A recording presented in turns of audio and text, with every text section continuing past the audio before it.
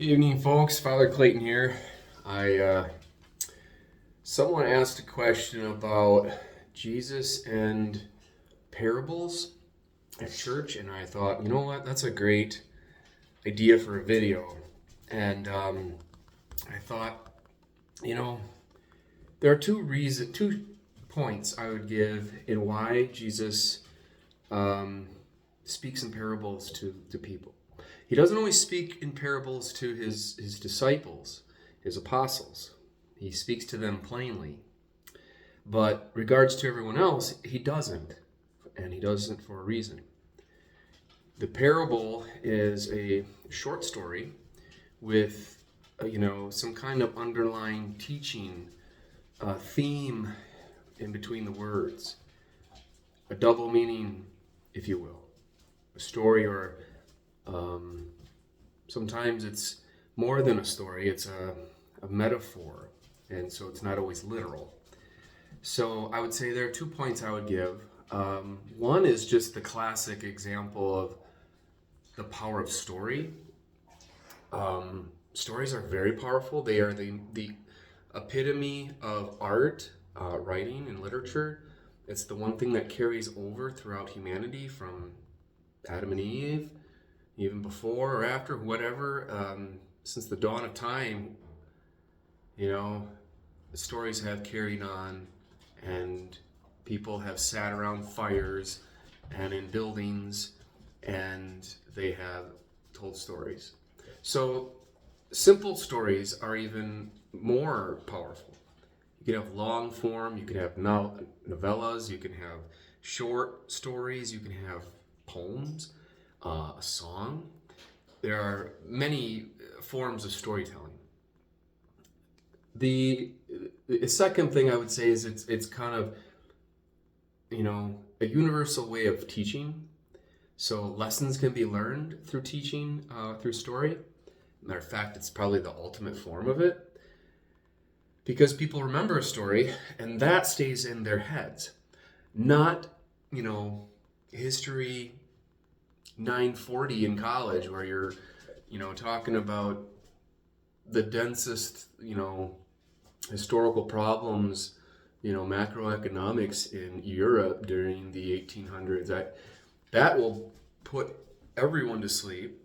But a short story about a lesson that everyone can understand, they will remember it, they will pass it on, and they will continually think about it. So that's why Jesus speaks in parables. And so to expand on those 2 points, I would say Jesus, often teaches that using his parables, he gives short, relatable stories that they have usually a deeper spiritual truth and meaning.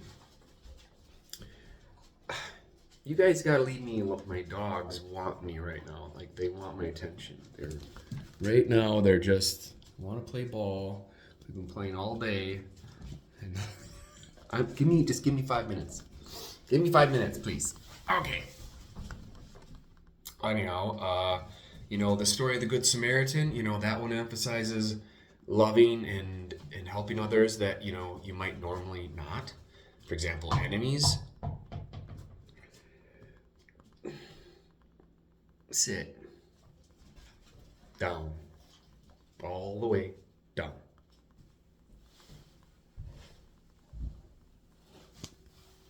That's what that looks like. They're pacing back and forth, and they're getting antsy, and I am almost done.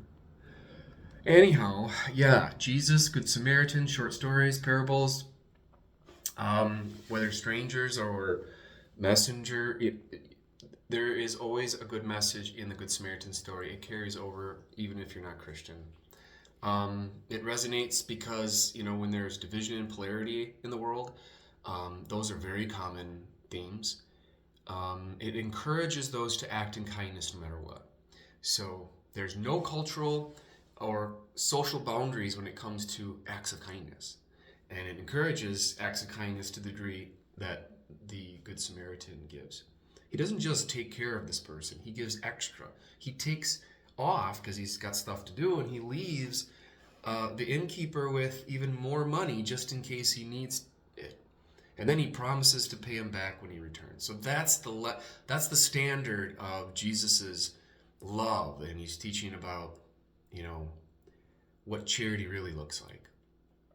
Last but not least, you know, the Prodigal Son is a great one.